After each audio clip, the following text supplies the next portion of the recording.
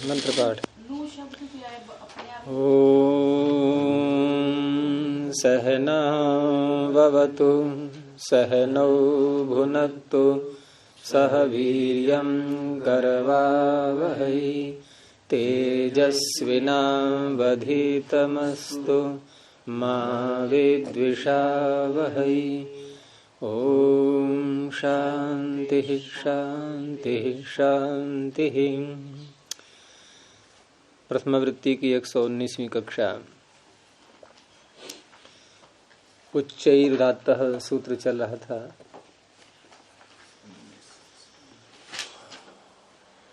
और उसमें पीछे से अचष्ट, ये अचह की अनुवृत्ति आ रही है, अर्थात जो स्वर उच्च ही ऊंचे से बोले जाते हैं उनकी उदात्त संज्ञा होती है। तो इसमें ये शब्द बनाना है हमें, यह यौ ये। तो यत शब्द ये प्रातिपदिक है और प्रातिपदिकों का स्वर करने के लिए सामान्य सूत्र फिट सूत्र पुस्तक में से फिशोन्त उदात्तः, इससे उदात्त होता है। अब वह उदात्त किसे कहते हैं इसने बता दिया, उच्चैरुदात्तः, कि ऊर्ध्व भाग से निष्पन्न जो अज है उसको उदात्त कहते हैं। तो यत शब्द में जो या में अ है, इसको ऊर्ध्व भाग से बोलेंगे जब उच्चारण करेंगे तो ये उदात्त हो गया। तो इस तरह से ये यत शब्द यत प्रातिपदिक अपने स्वरूप में उदात्त है। अब आगे की प्रक्रिया, अब इससे व्यक्ति लेकर के आए हम प्रथमा का बहुवचन जस, सारी प्रक्रिया करते हुए अब जस प्रत्यय लाए तो प्रत्ययों में एक अलग स्वर रहता है। देखो, प्रातिपदिकों का स्वर, धातुओं का स्वर, प्रत्यय का स्वर, पहले तीनों में सामान्य रूप से हम देखते हैं। प्रातिपदिकों में स्वर सामान्य क्या होता है, फिशोन्त उदात्तः। प्रत्यय में स्वर क्या होता है सामान्य, आद्युदात्तश्च। तीसरा ही सूत्र है, प्रत्ययः परश्च आद्युदात्तश्च। धातुओं में स्वर क्या होता है सामान्य, धातोः, सूत्र ही है इसका एक अलग से, अंतोदात्त। हो गया। अब इनके सारे अपवाद जगह जगह मिलते रहेंगे। तो प्रत्यय का जो सामान्य स्वर है आद्युदात्तश्च, क्या है इसके आगे सूत्र, ये इसका अपवाद हो गया। इसने कहा सारे नहीं होंगे आद्युदात्त, सुप और पित्त अनुदात्त होंगे। अनुदात्तौ सुप पित्तौ। इतने पन्ने लौटने पड़ते हैं आपको तीसरे अध्याय का पहला पाद देखने के लिए, है वही प्रारंभ में मैंने कहा तीसरा ही सूत्र है ये। तो अनुदात्तौ सुप पित्तौ, सुप और पित्त कैसे होते हैं, हम क्या लाए थे जस के यत के आगे, यत के आगे क्या लाए थे, जस। जस क्या है ये, सुप। सूत्र आगे रखा है अनुदात्तौ सुपितौ, प्रसंग से हट जाते हो तुरंत ही। तो ये क्या है, सुप। तो सुप होने से अनुदात्त रहेगा ये, और नहीं तो क्या होता, आद्युदात्तश्च, ये लग जाता। ये इसका अपवाद है। तो जस हो गया अनुदात्त। आ गया समझ में। अब अनुदात्त किसे कहते हैं, तो ये उदाहरण ये नीचे ही अनुदात्त का ही बन जाएगा, क्योंकि इसमें अनुदात्त का प्रसंग भी आ गया। तो निम्न भाग से निष्पन्न जो स्वर हैं वो अनुदात्त हो गए। तो ज में अ हो गया अनुदात्त, यत का य में अ उदात्त। ठीक है। अब आगे की प्रक्रिया, अभी नहीं, अभी और जो व्याकरण की संधियों की जो भी कार्य चल रहे हैं ना, वो तो अंत में करेंगे निर्णय, फिर बाद में। तो यद शब्द आता है त्यदादि गण में, तो त्यदादि नाम अह विभक्ति परे होती है, तो त्यदादि गण में आए शब्दों में आकार आदेश अलुंत्यस्य, तो यद के दकार को आकार हो गया। अब दो अ हो गए, एक या में अ और एक ये भी अ, लेकिन ये अ उदात्त अनुदात्त ये कुछ नहीं कहा, अभी कोई विधान नहीं है, तो संधि कर लेंगे। अतो गुणे है, पररूप हो गया, ये हो गया पररूप।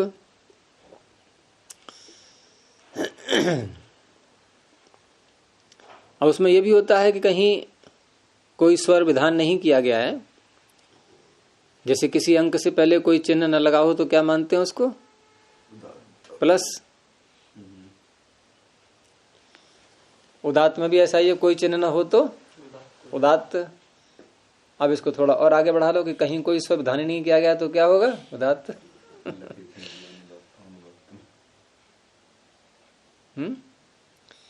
और हम कहें चलो कोई भी स्वर नहीं है, कोई विधान तो सूत्र ने किया नहीं किसी ने भी, तो बिना स्वर का है ये, यानी कि जो कौन सी किसकी बात कर रहा हूं मैं? आकार की। कौन से आकार की? जो हाँ, प्रसंग मत छोड़ देना कहीं। त्यदादि नाम से जो आकार किया है उसकी बात चल रही है, और इसका य के अ के साथ हुआ एक आदेश। किस सूत्र से? अतोगुणे से, पररूप एक आदेश। तो नियम ये होता है कि उदात्त के साथ जब किसी और का आदेश करते हैं, मिलाते हैं दोनों को, तो उदात्त ही रहता है वो। अंतिम पृष्ठ निकालो।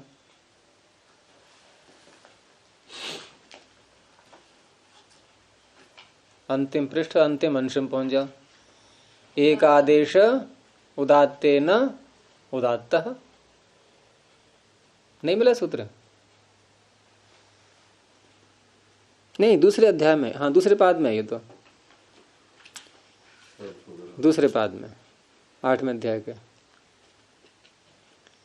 5वां सूत्र देखो। एकादेश उदात्तेन उदात्तः, करो अर्थ। उदात्तेन उदात्तः एकादेश, उदात्तेन सह एकादेशः उदात्तः। उदात्त के साथ यदि किसी का एकादेश हुआ है तो वो उदात्त ही रहेगा। तो दोनों अ मिलकर के जो नया अ आया वो क्या है? उदात्त। तो अब तक क्या स्थिति रही हमारी? या में अ उदात्त, ज में अ अनुदात्त। चलें आगे जी। अब जस के स्थान पर, क्योंकि ये सर्वनाम है यत शब्द, तो जस सर्वनाम से उत्तर जस आता है तो शी आदेश हो जाता है। क्या लगा दिया आपने सूत्र? जसह शी, आपने लगाया जशसो शी, जसह शी। तो जस के स्थान पर शी, अनेकाल श्रित सर्वस्व, पूरे जस के स्थान हो गया।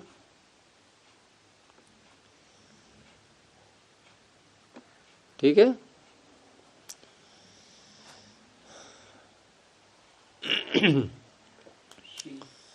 अब यहां तो कोई समस्या नहीं है। यहां जो शी में ई है, ये क्या कहेंगे इसको? उदात्त या अनुदात्त या स्वरित? उदात्त। जस कैसा था? तो ये उदात्त कैसे हो जाएगा? कौन सा नियम है ये? अरे स्थानीय बता, देशो निर्विधो जो लगाएंगे तो अनुदात्त के स्थान पर अनुदात्त ही तो होना है, तो ये भी अनुदात्त है। अब आगे य और ई आद्गुण। अब आद्गुण आया, क्या किया इसने? अ और ई को मिला के ए बनाया है। तो अ कैसा है? ई कैसा है? दोनों का मिला के ए आया, ये कैसा होना चाहिए? है? क्यों? हाँ, एक आदेश उदात्ते न उदात्त कितना महत्व है उदात्त का। जैसे हमारे समाज में पुरुषों का महत्व ज्यादा है ना, वंश परंपरा भी पुरुष के नाम से चल पड़ती है, ऐसे ही यहाँ उदात्त का प्रभुत्व है। क्या बोलते हैं उसको इंग्लिश में, डोमिनेट कर रहा है ये आकार जो है, ये उदात्त प्रभुत्व है इसका। यानी किसी और के साथ मिलता है तब भी अपने को ऊपर रखता है। तो अब जो ये बना है, ये मिल गया ना, पूरा बन गया, यह यऊ ये। तो इसमें एक ऐसा है ये, बस ये अंत में निर्णय हो गया, फाइनल हो गया ये।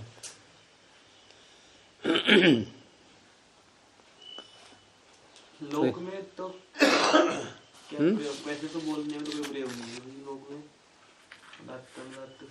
मंत्र में तो आएंगे, मंत्र में और लोक में भी पहले बोलते थे, तो उच्चारण करते नहीं अब।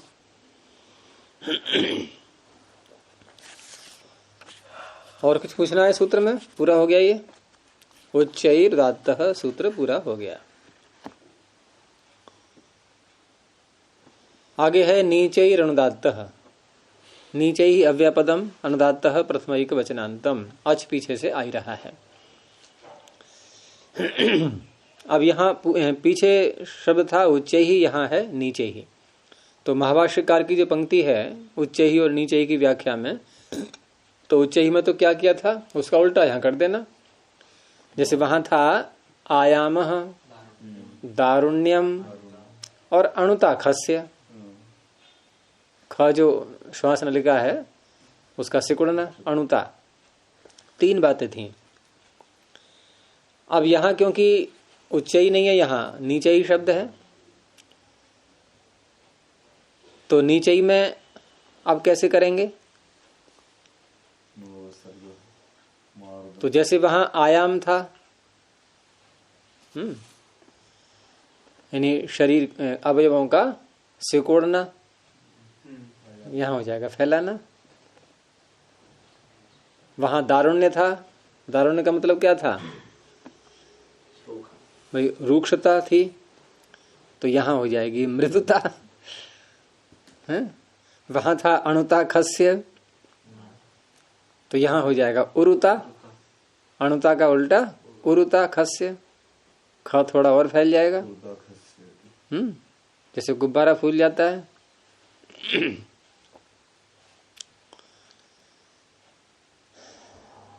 तो महाभाष्य का वाक्य है इसमें कि अन्ववसर्ग मार्दवम उरुता खस्य इति नीचे ही कराणी शब्दस्य।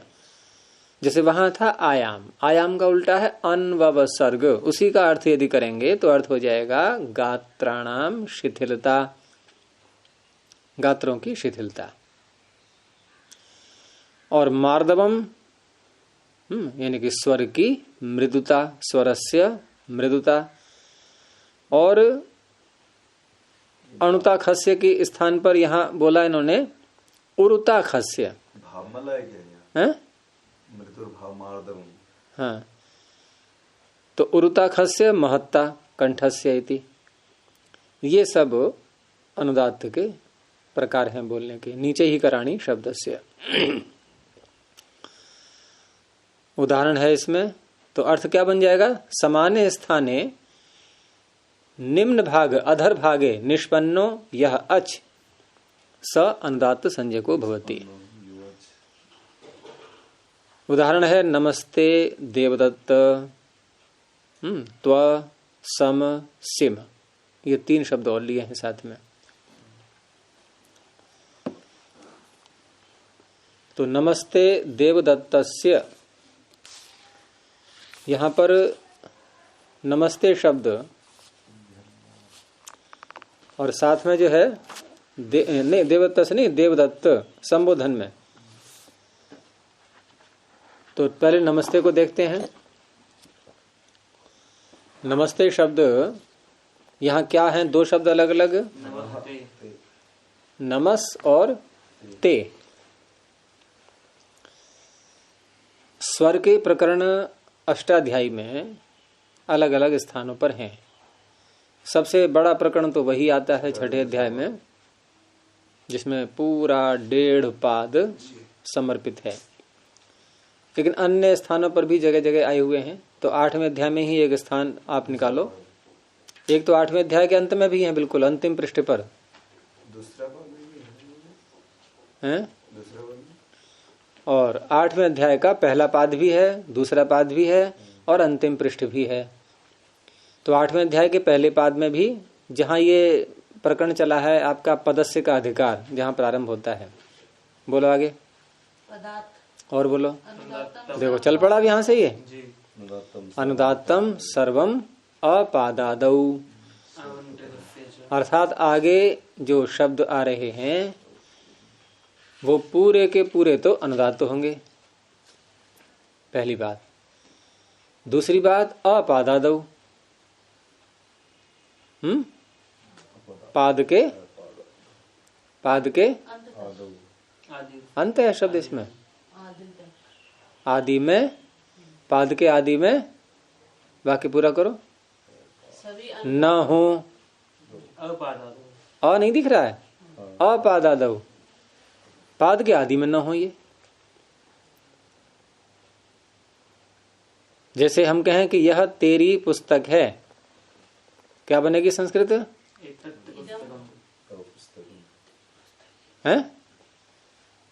तब तेरी है तब हो गया ना। ये तब और ते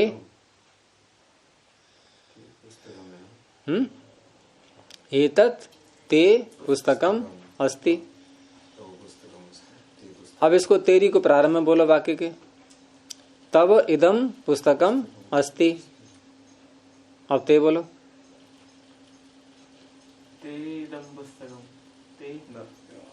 अब नहीं बोल सकते आप। अरे संधि की बात नहीं हो रही है, वाक्य के प्रारंभ में आप ते नहीं बोल सकते। अपादादौ उसी को समझा रहा हूं मैं। बोलते हैं ते या मे इत्यादि या माम नह, ये सब जो आते हैं ये शब्द आपको कभी भी पाद के प्रारंभ में नहीं मिलेंगे। अनुदात्तम सर्वम अपादादौ, इसका अधिकार चल रहा है आगे।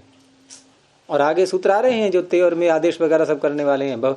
यहाँ से प्रारंभ हो जाता है युष्मस्मदो षष्ठी चतुर्थी द्वितीयास्त्योर वान्नावौ बहुवचनस्य वसनसौ ते मयावेक वचनस्य त्वामौ द्वितीयायाः। ठीक है, ये 4 सूत्र। तो ये पाद के आदि में कभी नहीं होते। तो पहली बात तो ये आदेश पाद के आदि में नहीं होंगे, जहां भी होंगे वहां अनुदात्तम सर्वम, पूरे का पूरा। तो यहां नमस् शब्द के साथ में कौन सी विभक्ति होती है? चतुर्थी।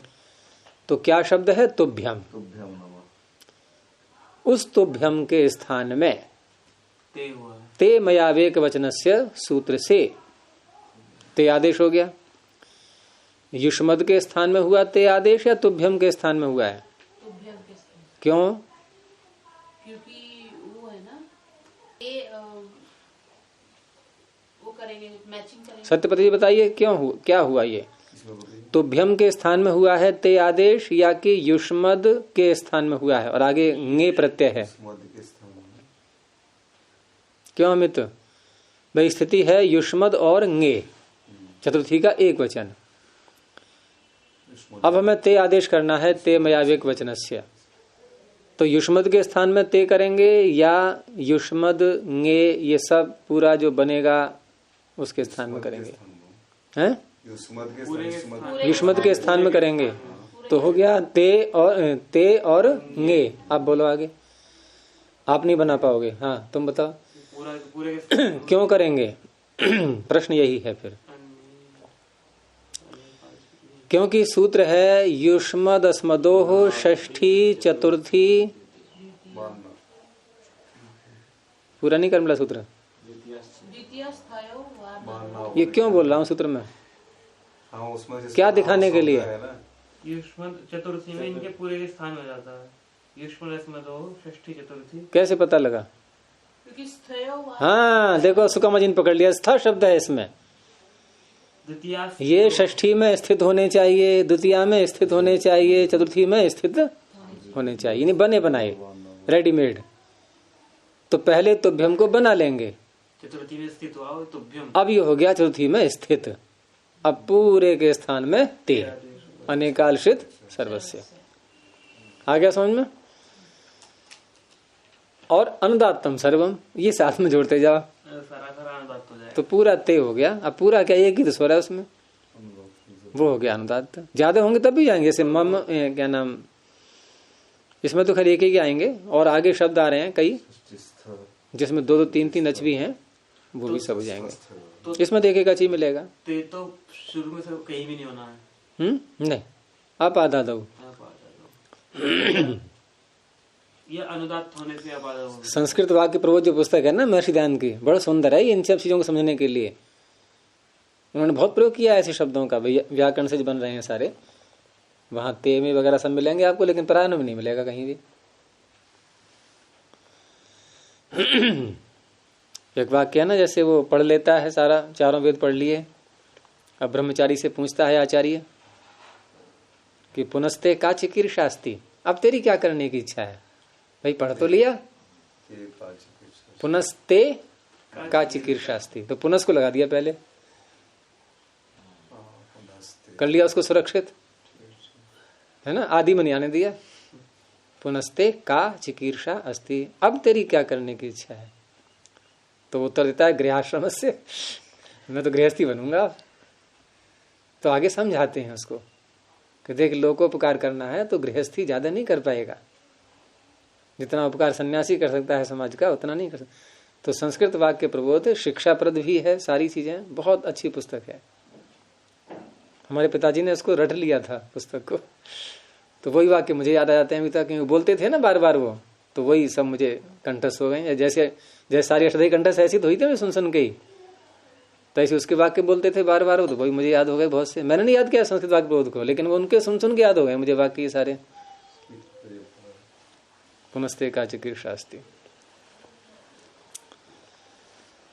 तो नमस्ते में ते अनुदात्त है, ये पता लग गया या नहीं लगा अभी? जी तो अनुदात्त किसे कहते हैं बता दिया इसने, नीचे ही अनुदात्त है, इसका तो काम इतना ही था।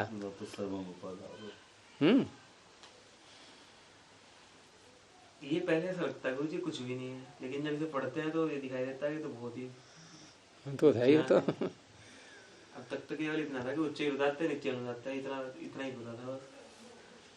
पता भी अपता भी बराबर है। यानी कि हम अगर नमस्ते बोलेंगे किसी से, देखो अब इसमें उच्चारण में देखो, अगर हम नमस्ते बोलेंगे और आपने कहा नमस्ते, ये गलत है। नमस्ते नमस्ते ते को अनुदात्त,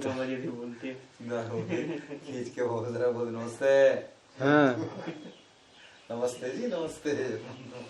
तो नमस्कार फिर गलत शब्द होता है गुरुजी?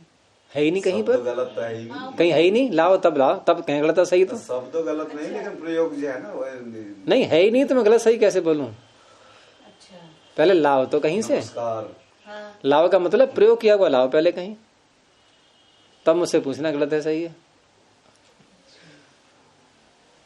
अरे वेदों तक में नमस्ते आया हुआ है, मंत्रों में नमस्ते रुद्र मन्यवे, और ये मंत्र दिया है उन्होंने स्वामी जी ने सत्यार्थ प्रकाश में, कि प्रत्येक को नमस्ते वहां दिया है उसमें, जो कि पति पत्नी भी आपस में नमस्ते करें।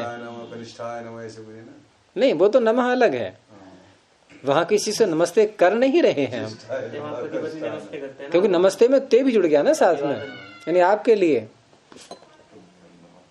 साथ में संबोधन भी है उसका, जिसको कर रहे हैं। संबोधन का तात्पर्य वो संबोधन नहीं है प्रथमा का एक वचन, लेकिन जिसको कर रहे हैं उसको बोल भी तो रहे हैं साथ में। और नमस्कार में किसको बोल रहे हैं भाई? नमस्कार का अर्थ हो गया नमन करना। अब आप मुझे मिली, आपने कहा गुरुजी नमन करना, हिंदी में बोल दो उसको, तो क्या अर्थ निकलेगा इसका बताओ? अनुवाद कर दिया हमने, नाम बोल रहे हैं गुरुजी नमन करना, तो गुरु कहेगा क्या करूं मैं इसका? भाई नमन करना है, ठीक है, क्या करूं, क्या हुआ ये है? कि गुरुजी भोजन, बस भोजन करना, मत खाओ। तो भाववाचक शब्द हो गया ये। जैसे अहंकार है, ममकार, ऐसे अहंकार, वैसे ही जाए नमस्कार। अहंकार। और यहाँ क्या है, ते साथ में जुड़ गया। ये ते ने सारा रहस्य खोल दिया कि आपके लिए नमन है, क्रिया छिपी रहती है अपने आप ही। तो ये हो गया नमस्ते। अब रही बात इसके आगे, संबोधन शब्द एक और बोल दिया गया। फिर वो ते है कौन, जिसके लिए हम नमस्ते कर रहे हैं, वो कौन है? वो है देवदत्त। तो देवदत्त आएगा संबोधन में। अब संबोधनवाची शब्द है ये। और संबोधन संज्ञा जो सूत्र करता है, संज्ञा सूत्र नहीं, विभक्ति करने वाला, संज्ञा सूत्र नहीं है कोई इसका। ये प्रथमा करता है संबोधन। हाँ, संबोधने च प्रथमा करता है। ठीक है, संबोधन तो एक शब्द प्रसिद्ध है, उसको पाणिनि ने संज्ञा के रूप में कहीं वैसे नहीं दिया। बहुत से मिलेंगे शब्द ऐसे आपको।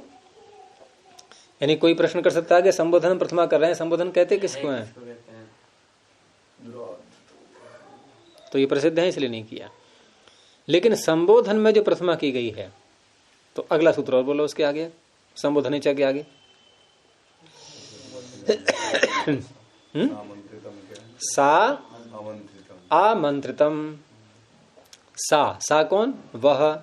कौन वह? स्त्रीलिंग का है।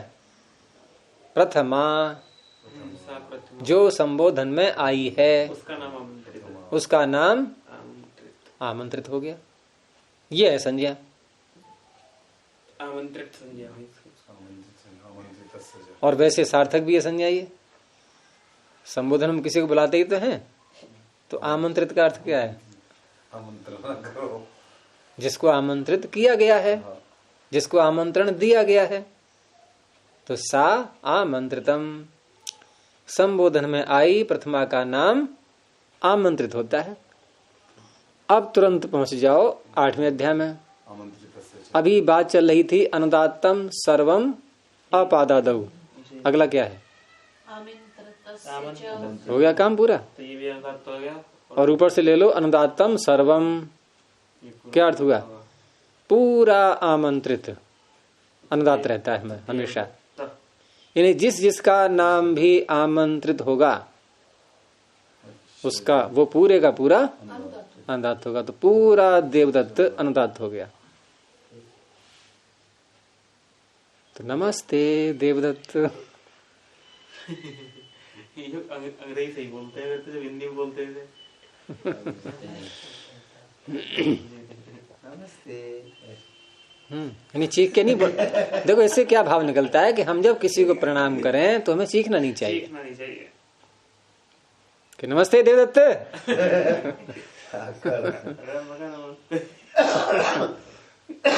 हरिनाम तो कर लेते तो इस तरह से यहाँ नमस्ते में ते अनुदात्त और देवदत्त भी पूरा अनुदात्त। और नमस शब्द में इन्होंने स्वर दिखाया नहीं है वैसे, ये इसमें न उदात्त था।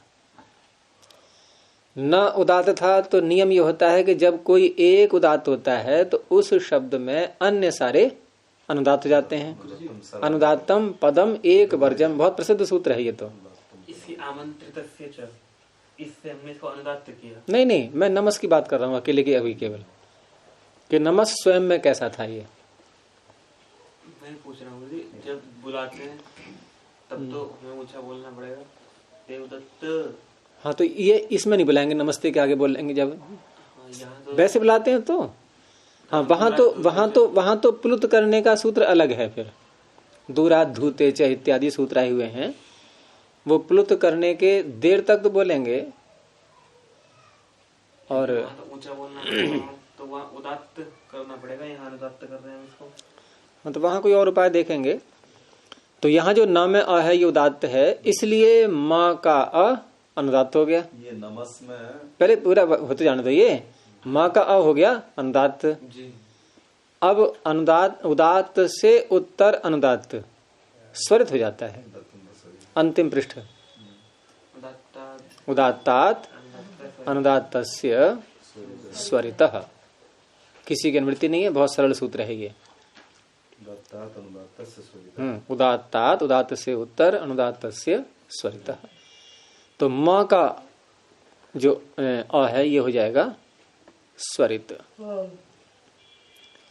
इस तरह से बनेगा ये नमस्ते देवदत्त। ऐसे आगे शब्द हैं त्व सम सिम, ये वेद में आते हैं, मंत्रों में शब्द ये। और फिर सूत्र में जी नमस समझे है ना कि क्या अव्यय है क्या है कि अव्यय, तो इसमें वो जो नकार के जकार उदात तो किससे के अव्यय आदिदात रहते होंगे, है जी? उसका ध्यान नहीं मुझे अभी सूत्र का। आदि उदात्त, देखो धातुएं भी आदि उदात्त रहती हैं, केवल प्रातिपदिक कैसे हैं जो अंत उदात्त होते हैं, और प्रत्यय भी सारे आदि उदात्त होते हैं। प्रत्यय जितने भी हैं आदि उदात्त सूत्र है ही उसके लिए। स्वरों का प्रचलन कम होने से इधर ध्यान कम जाता है लोगों का, लेकिन वेद मंत्रों का अर्थ करते समय, उनका भाष्य करते समय वहां स्वरों की बहुत आवश्यकता होती है, बहुत महत्व है उसका। तो त्व सम सिम, इसके लिए सूत्र ही अलग से है फिर सूत्र पुस्तक में कि त्व सम सिम नेम इति अनुच्चानि, त्व सम सिम नेमेत्यनुच्चानि, ये सूत्र है। और वहां महर्षि शंतनु अनुदात्त शब्द के लिए अनुच्च शब्द भी कहते हैं। अर्थ वही निकलेगा, जो उच्च से न बोला जाए वो अनुच्च, जो उदात्त न बोला जाए अनुदात्त। हाँ, तो अर्थ तो वही हुआ ना।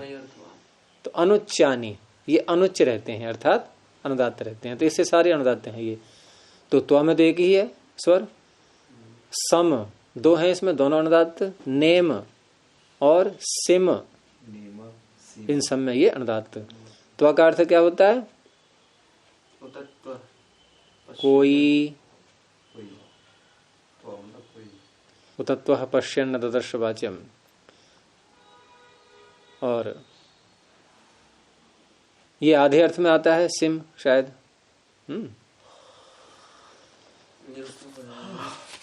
आगे है समाहारः स्वरितः।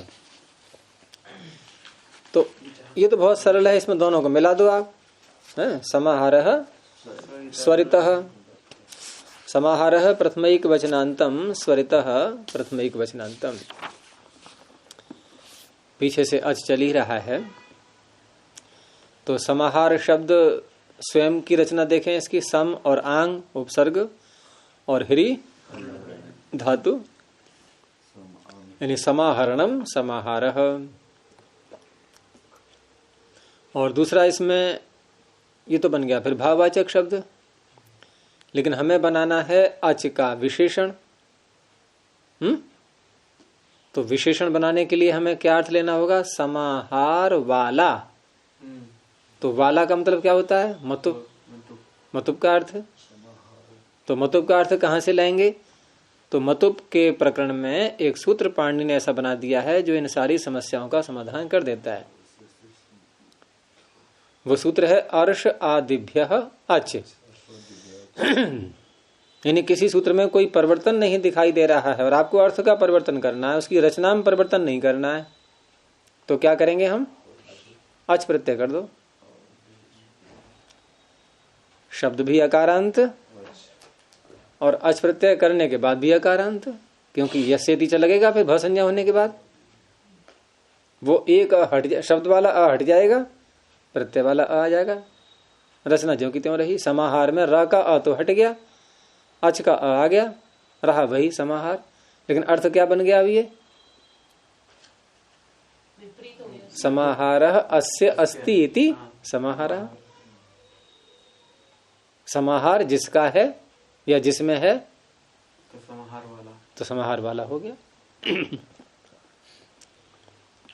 तो इसको बोलते हैं मत्वर्थीय अच, मतुब के अर्थ में अच प्रत्यय। तो इस तरह से उदात्त अनुदात्त जो पीछे आए हुए हैं दोनों, तो उदात्त अनुदात्त गुणयोः समाहारः यस्मिन् अचि वर्तते स स्वरित संज्ञको भवति। तो जिस अच में उदात्त अनुदात्त दोनों के गुणों का मेल हो चुका है उसे कहेंगे स्वरित। इसके उदाहरण है क्वा, क्वा माने कहाँ, और शिक्यम कन्या, और एक शब्द है सामान्य। तो क्वा शब्द कैसे बनता है? किम शब्द से, और 5वें अध्याय में अत प्रत्यय, किमह अत, किमोत, सप्तमी के अर्थ में, सप्तम्यास्त्रल, आगे इदमोह, आगे कोई नहीं बोलता आगे है, किमोत। तो किम के स्थान, किम शब्द से अत प्रत्यय। अब किम से अत किया है तो किम और अ। अब यहां पर पहुंचेंगे उधर 7वें अध्याय में, विभक्तों के अधिकार में, क्वाति, किमह कह कुति हो क्वाति, यानी क्वा अति, अत प्रत्यय आगे हो तो किम के स्थान पर क्वा आदेश। तो क्वा और अत का अ। अब क्या करेंगे? लेकिन इन सबसे पहले हमें स्वर भी साथ में लेके चलना है, तो प्रारंभ से चलो पहले। जैसे किम शब्द है, किम प्रातिपदिक, और किम प्रातिपदिक से सप्तमी व्यक्ति ला करके ङी प्रत्यय, और किमह अत सूत्र से अत प्रत्यय कर लिया,